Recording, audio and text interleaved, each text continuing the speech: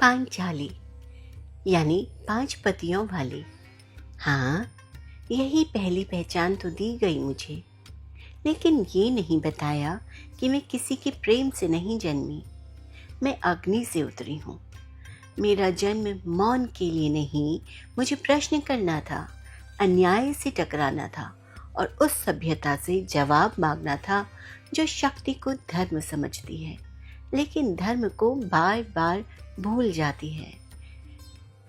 मेरी सबसे बड़ी पहचान मेरी सुंदरता नहीं, मेरा आत्मसम्मान था। मेरी परीक्षा प्रेम में नहीं, राजनीति में हुई। मेरा अपमान किसी एक व्यक्ति का नहीं था, ये पूरे युग का अपराध था जब न्याय ने आंखें फेर ली थी। मैं रोई नहीं, मैं जली और उसी अग्नि से इतिहास ने करवट ली। मैं कथा नहीं, मैं चेतावनी हूँ। मैं उस मौन के विरुद्ध हूँ जो अन्याय को सहमति समझ लेता है। मैं द्रौपदी हूँ। नमस्कार दोस्तों, स्टोरीज बाय इंडियन दीवा में आज मैं लेके आई हूँ हमारे इतिहास की उस नायिका की कथा जिसकी व्याख्या हर काल में अलग अलग ढंग से की गई। पांचाली यानी द्रौपदी, 5 पतियों वाली। हाँ, दुनिया ने उसे 5 पतियों वाली कहा, पर वो पहचान नहीं, एक सोच थी। ना कोई गर्भ, ना माँ की कोख, अग्नि की ज्वालाओं के बीच यज्ञ की वेदी से प्रकट हुई ये स्त्री मौन के लिए नहीं आई थी। ये आई थी प्रश्न करने के लिए, अन्याय से टकराने और सत्ता से जवाब मांगने। न उसे कोमलता ने परिभाषित किया, न सौंदर्य ने। उसकी असली पहचान था उसका आत्मसम्मान। रणभूमि में भी उसका अस्त्र क्रोध नहीं, बल्कि विवेक, संयम और सत्य था। द्रौपदी एक कथा नहीं, एक विचार है, एक चेतावनी है और एक प्रेरणा है जो हर युग में जीवित रहती है।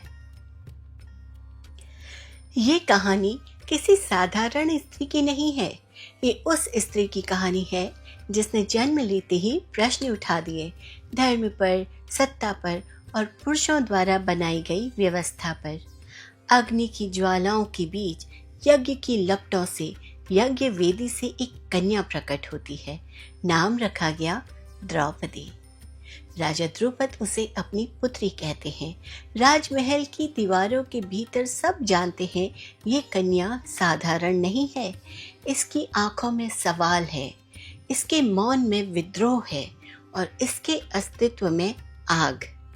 बचपन से ही द्रौपदी समझ जाती है संसार उसके लिए आसान नहीं होगा, क्योंकि ये दुनिया स्त्रियों से आज्ञाकारिता मांगती है और वो न्याय चाहती है।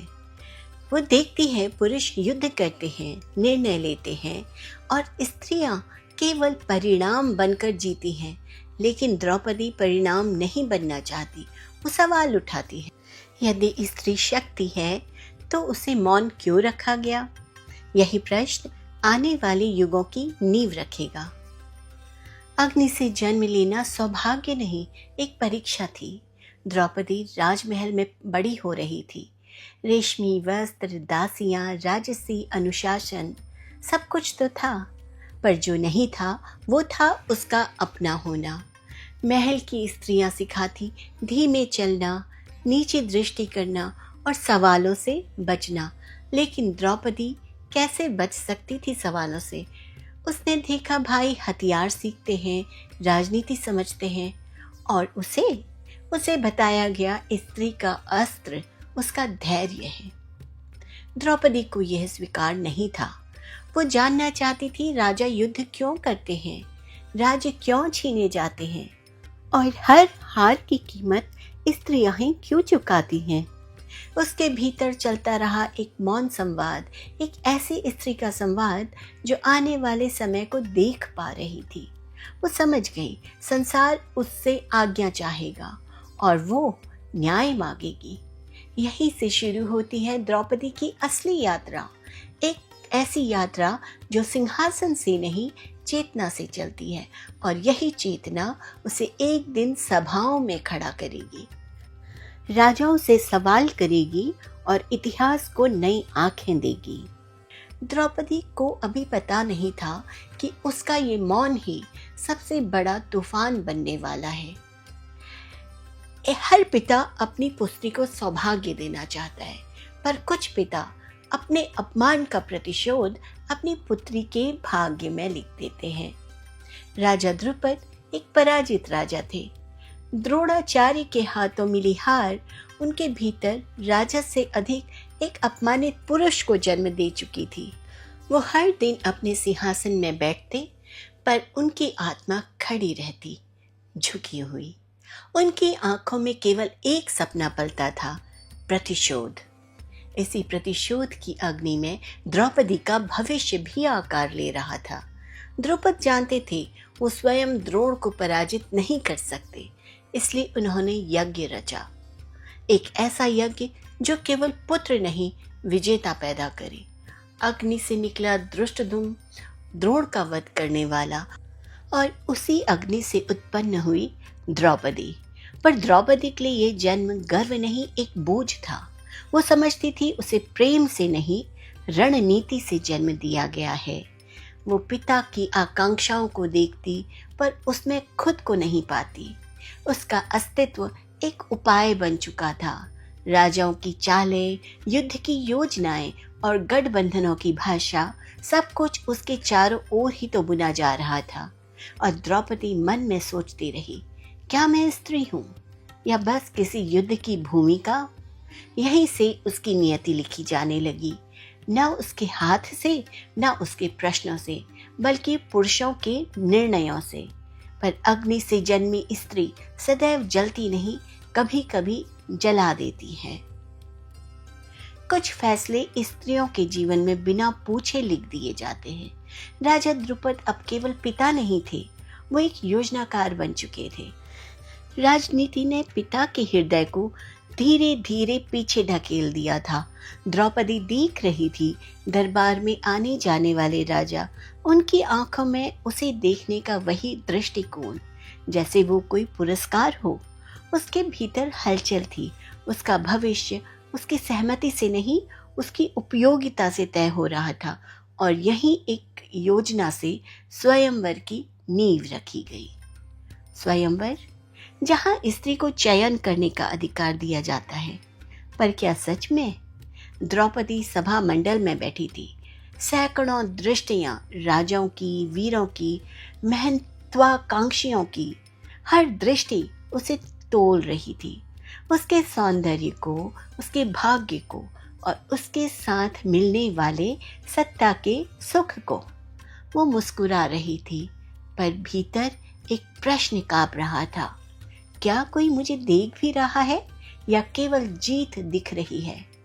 स्वयंवर स्त्री का नहीं, पुरुषों का उत्सव बन चुका था। कुछ चुनौतियां वीरता की परीक्षा लेती हैं, ये नियति को उजागर करती हैं। लक्ष्य रखा गया, भयानक, कठिन, असंभव। नीचे रखे जल में ऊपर घूमती हुई मछली के प्रतिबिंब को देखते हुए मछली की आंख पर निशाना लगाना। राजाओं के चेहरे फीके पड़ चुके थे, अहंकार अब मौन बन चुका था। और तभी एक साधारण से वेश में आए 5 युवक। उनमें राजसी ठाठ तो नहीं था, पर उनकी आंखों में कुछ अलग था, स्थिरता। जब अर्जुन ने लक्ष्य भेदा, सभा मंडल स्तब्ध रह गया, और द्रौपदी भी, क्योंकि उसका भविष्य अब मोड़ ले रहा था। जो स्त्री जीवन भर प्रश्न करती रही, आज स्वयं एक प्रश्न बना दी गई। द्रौपदी को जब ज्ञात हुआ विजेता अकेला नहीं, 5 भाई हैं, उसका अस्तित्व हिल गया। ये चयन नहीं था, ये आदेश था। उससे पूछा नहीं गया, केवल बताया गया। 5 पतियों की पत्नी। समाज ने इसे धर्म कहा, पर द्रौपदी की आत्मा ने इसे अन्याय माना। उसकी मौन असहमति इतिहास के पृष्ठों में सबसे भारी साबित होने वाली थी। द्रौपदी ने विरोध नहीं किया, न आंसू बहाए और न विद्रोह किया, पर उसके भीतर आग और गहरी हो गई। उसने तय कर लिया यदि उसे एक भूमिका सौंपी गई है तो वो उसे अपने नियमों से निभाएगी। वो केवल पत्नी नहीं बनेगी, वो साक्षी बनेगी, धर्म की, अधर्म की। इंद्रप्रस्थ, एक नया नगर, नई राजधानी, नया स्वप्न। युधिष्ठिर राजा बने, महल खड़े हुए, राज्य सजा, और द्रौपदी वो बनी महारानी। पर स्वप्नों वाली नहीं। उसने सत्ता को कवच नहीं माना, उसने उत्तरदायित्व समझा। वो देखती थी राजनीति में भावना नहीं चलती, केवल चालें होती हैं, और वही चालें धीरे धीरे एक द्वेष को जन्म दे रही थी। इंद्रप्रस्थ में दुर्योधन आया। माया सभा में वो ठोकर खाकर गिर पड़ा। सभागृह में एक क्षण का सन्नाटा, और फिर द्रौपदी की हंसी गूंजी। वो हंसी, अंधे का पुत्र अंधा, ये शब्द नहीं, शूल बन गए। दुर्योधन के भीतर अपमान सुलग उठा। उसने उसी क्षण प्रतिज्ञा कर ली, इस अपमान का बदला लेगा। जहां अहंकार नियम बन जाए वहां विनाश अनिवार्य होता है। दुर्योधन की ओर से द्रुत कीड़ा का आमंत्रण आया। धर्म के नाम पर भीतर कपट बैठा था। युधिष्ठिर जानते थे ये गलत है, पर फिर भी उन्होंने पासे उठाए। एक एक कर सब कुछ हारते गए, संपत्ति, राज, भाई, खुद को, और अंत में द्रौपदी को। एक स्त्री अब दांव बन चुकी थी। वो सभा राजाओं से भरी थी, पर न्याय वहां अनुपस्थित था। द्रौपदी को सभा में लाया गया, अपमानित कर टूटी हुई। पर उसने प्रश्न पूछा, जो स्वयं को पहले ही हार चुका हो, क्या उसे किसी और को हारने का अधिकार है? सभा स्तब्ध रह गई। किसी राजा के पास कोई उत्तर नहीं था। धर्म मौन हो गया था, और उसी मौन में एक स्त्री ने इतिहास लिख दिया। उस दिन द्रौपदी केवल अपमानित नहीं हुई, वो अजेय बन गई। वो सभा भरी हुई थी, वहां साहस खाली था। राजाओं की आंखें झुकी थी, गुरुओं की वाणी रुकी हुई, और धर्म मौन सिर झुकाए बैठ गया, क्योंकि अधर्म जो सिर उठा चुका था। द्रौपदी खड़ी हुई, अकेले, पर असहाय नहीं। वो समझ चुकी थी ये अपमान केवल उसका नहीं, इस समाज का है। जहां मनुष्य विफल हो जाए वहां आस्था सामने आती है। अपमान की पराकाष्ठा पर द्रौपदी ने आंखें बंद कर ली। कोई पुकार नहीं, कोई शोर नहीं, केवल आस्था। और उसी क्षण असंभव संभव हुआ। वस्त्र समाप्त ही नहीं हो रहा था। लज्जा बच गई, और अधर्म अपने ही भार से झुक गया। उस दिन द्रौपदी ने नहीं, धर्म ने रक्षा पाई थी। इस अपमान से द्रौपदी के आंसू अग्नि बन गए। उसने शपथ ली, जब तक अपमान का प्रत्युत्तर नहीं मिलेगा वो श्रृंगार नहीं करेगी, वो अपने केशों को नहीं बांधेगी। यह प्रतिज्ञा केवल स्त्री की नहीं थी, ये एक युद्ध की घोषणा थी।